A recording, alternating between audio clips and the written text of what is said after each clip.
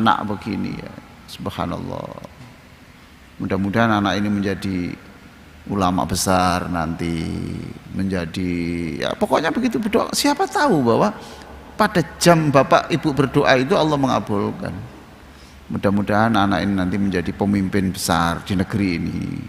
Apa sih jeleknya gitu tuh apa? Wong doa itu ndak perlu biaya loh, tapi itu penting. Kalau kita bapak bawa anak kemudian orang datang mendoakan, itu kan senang Pak, lah menyenangkan orang. Nah, siapa tahu, wallahu a'lam. Saya pernah begitu itu pada waktu saya ngajar di kampus, ada mahasiswa saya yang bawa anak ya, bawa anak kecil gitu, bawa anak kecil.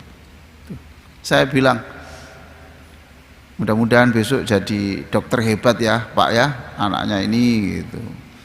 Terus saya masih ingat itu, ya saya karena hanya punya uang kecil ya saya berikan uang kecil itu, saya berikan. Kira-kira ada 3 tahun yang lalu mahasiswa saya itu datang sudah tua, lalu membawa putrinya dan memberitahu, Pak, ini yang pernah Bapak beri uang dulu. Kalau jumlahnya bagi saya ya enggak saya pikir, tetapi karena uang itu dari Bapak, saya anggap bahwa itu beda dengan yang lain. Lalu Bapak waktu itu berdoa, anak saya jadi dokter, sekarang jadi dokter Pak anak saya ini. Loh, saya padahal ya biasa saja mengucapkan, tapi itu sangat berarti Pak, sangat berarti. Rasulullah begitu sedikit-sedikit berdoa. Bapak tidak usah minder kemudian, orang potongannya seperti saya masa diterima Allah. Loh, Bapak kok lihat, Bapak melihat potongan Bapak seperti apa? Orang lain menganggap potongan Bapak itu rombeng, tapi Allah memandang potongan Bapak itu orang hebat, mau apa? Atau sebaliknya, orang memandang dirinya orang hebat, tapi menurut Allah gombel. Nah, apa? Terus kita percaya diri aja, kita sumbang doa ya, itu sumbang doa. Itu pada zaman Umar, banyak orang pinter ya, pinter doakan Rasulullah seperti itu. Zaman Utsman bin Affan, dia ditugaskan untuk mengembangkan Islam di Afrika Utara. Lalu zaman Ali, iya betul ya, Umar, Utsman, ini Abu Bakar kok tidak ada ceritanya di mana nih? Zaman Ali bin Abi Thalib, beliau diberi kepercayaan untuk mendekati orang Khawarij. Khawarij itu sempalan paham Islam yang garis keras. Pokoknya sedikit-sedikit kafir lah itu orang zina kafir, pokoknya sedikit-sedikit kafir gitu. Nah, ini begitu banyak pengikutnya. Nah, yang disuruh mendekati oleh Sayyidina Ali bin Abi Thalib karamallahu wajhah adalah Ibnu Abbas. Ibnu Abbas berhasil mengembalikan mereka ke jalan yang benar sebanyak 15.000 orang. Masya Allah, 15.000 orang. Baik, jadi kalau melihat ayat ini ya, fas'alu, bertanyalah kamu. Dan juga apa yang dikatakan oleh Ibnu Abbas, kok bisa Ibnu Abbas tuan sepinter itu, dia jawab, lisanun Saul qalbun aqul. Lisan aqul, lisan Saul lah bertanya toh Pak ya, lisan Saul qalbun aqul, lisan Saul bertanya. Lah kita bertanya kepada siapa?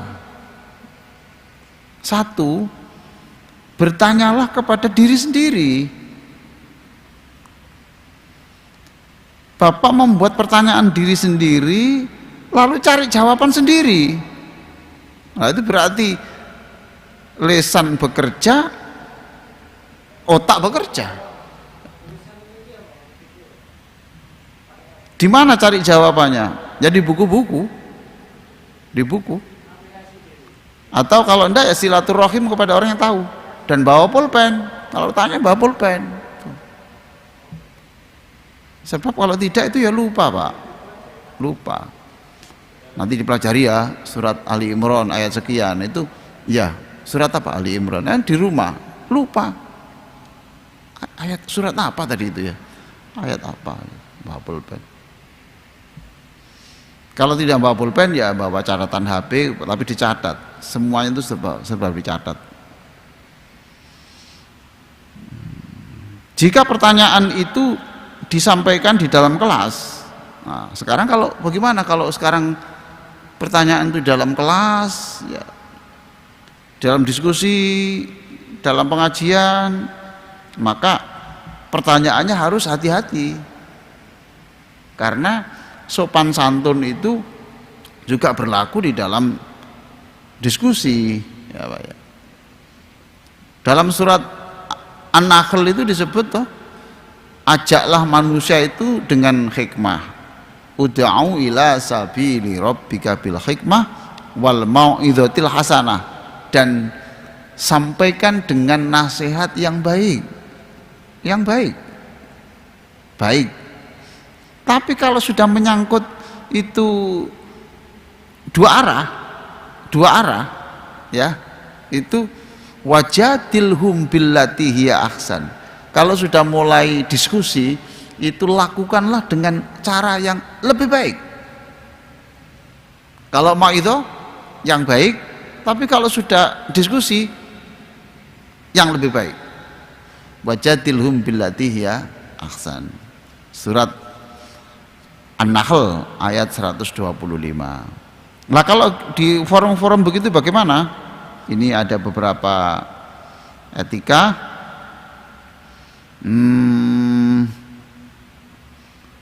Satu, ya, gunakan bahasa yang baku, singkat dan mudah dipaham. Jadi kalau Bapak Ibu bertanya di forum di mana saja, gunakan bahasa-bahasa yang baku. Kalau bahasa Indonesia ya bahasa yang baku. Jangan bahasa Indonesia dicampur bahasa Jawa lah gitu. Menurut panjenengan, enggak usah, menurut Bapak saja lah. Menurut panjenengan, menurut sampian, enggak usah gitu, sudah. Bahasa-bahasa yang mudah dipaham. Saya ini setiap hari mencari cuan. Cuan itu apa gitu loh. Ya uang, oh cuan gitu. Pokoknya gunakan bahasa yang sekiranya itu mudah dipaham. Atau bahasa-bahasa asing. Dalam perspektif ini, untuk apa sih perspektif ini itu? Dalam pandangan ini enak-enak saja ya. Itu aturannya. Yang kedua, sampaikan dengan suara yang jelas. Itu. Jangan sampai ketika sudah waktunya menjawab, yang ditanya, maaf, Bapak tadi bicara terlalu cepat, Pak. Loh, ini menghabiskan waktu. Bapak tadi terlalu cepat. Bapak tadi ngomong apa? Gitu loh. Kan menghabiskan waktu. Jadi gunakan bahasa yang singkat. Berbicara ketika Anda diberi kesempatan. Kalau tidak diberi kesempatan ya sudah, tidak usah ngeyel. Kayak orang penting sendiri saja. Sudah. Saya di belakang, Pak, tidak ada kesempatan. Nah, yang nyuruh di belakang siapa? Kan sejak tadi kursinya di depan. Iya, tapi kan sudah penuh lah. Yang nyuruh datang terlambat siapa? Oh, nyalakan orang saja. Kalau ingin serius di depan. Oh, di depan tuh baik, Pak. Bapak kalau ada pengajian kayak gini-gini ini, ingat, was-sabiqun as-sabiqun. Orang yang paling awal itulah orang yang paling awal masuk surga. Lo paling enak loh. Sof itu kalau sudah sholat itu cari sof paling depan. Sebab was-sabiqun as-sabiqun, was-sabiqun as-sabiqun. Orang yang paling awal tuh ya paling awal. Pemula ya pemula gitu loh, Pak. Jangan sampai waktu di masjid ketika datang sholat sunnahnya di pojok sana, ya Pak ya. Ketika iqamat baru maju. Ketika maju sudah di shaf berapa? Shaf 2. Lah sekarang pahalanya lebih besar mana? Saf 1 atau saf 2? Saf 1 tuh. Dalilnya mana? As-sabiqun as-sabiqun. Orang pertama itulah orang pertama.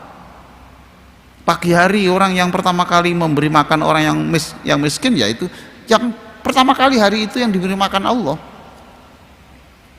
Kan banyak orang-orang sholat sunnah, pojok sana, pojok sana, pojok sana. Ketika iqamat baru maju, sudah saf ketiga. Wah, eman, rebut. Lawang Nabi sendiri mengatakan, kalau kamu saya beritahu, kamu tahu betul pahalanya orang sholat itu, sholat di awal, di saf awal, kamu pasti nanti berebut walaupun kamu sambil merangkak kamu gitu. Ya, langsung aja ambil saf pertama. Saf pertama. Lalu ini Pak ya, hindari pertanyaan yang secara umum sudah mudah jawabannya. Hindari pertanyaan yang sekiranya itu sudah gampang jawabannya. Gampang jawabannya. Di mana jawabannya?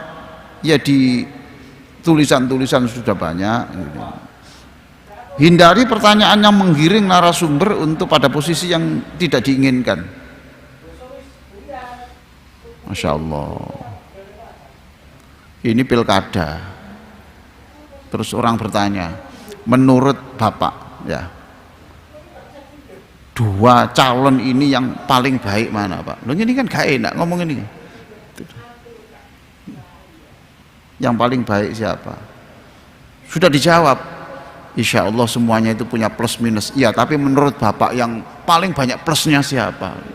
Lapo pertanyaan gini ini kan menggiring orang, tidak bagus toh. Ya sama lah, tapi lah ya menurut Bapak yang plus mana? Kami sih bingung Pak. Itu menggiring. Lalu hindari juga pertanyaan yang diniatkan itu menjebak. Masya Allah, itu zalim itu.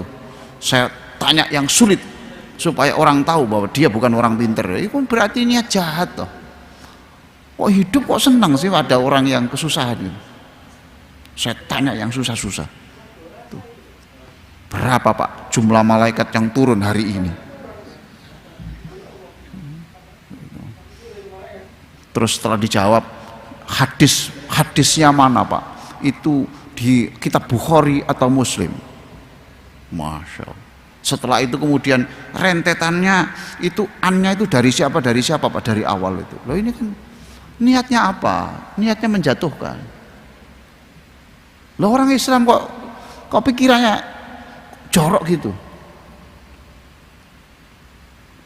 Ada juga yang bertanya itu tidak bertanya, tetapi mudah-mudahan saya salah ya gitu kadang-kadang. Ini bertanya apa pamer itu tidak tahu saya. Saya bertanya Pak, pada umroh yang ke-17, waduh, umroh yang ke-17, dia berarti umroh sudah 17. Pada umroh 16, saya itu melihat Ka'bah itu begini, saya sholat di situ sah apa enggak Pak? Lalu sholat umroh ke-17, saya itu sholatnya di sini. Nah ini sah apa enggak? Ini untuk apa omong umroh ke-16, ke-17? Pada haji ke-30, oh itu tambah parah lagi loh. Saya ini tahajud selalu jam 3:30. Apakah sah Pak? Untuk iki saja tanya, apa menunjukkan pada audiens bahwa dia itu tahajud. Wallahu a'lam. Tapi kalau ada niat begitu lebih baik tidak bertanya. Bertanya itu tidak wajib, tetapi menjaga hati supaya tidak pamer itu wajib. Nah, itu ya. Pelajarilah topik masalah secara mendalam dari berbagai perspektif sebelum bertanya, atau lebih baik lagi sebelum memasuki ruangan. Kalau di dalam diskusi-diskusi itu tolong masalah itu dilihat dari banyak segi gitu Pak ya. Jadi tidak hanya satu sisi itu. Masalah kan dari satu sisi ya. Enggak bagus, nanti pikirannya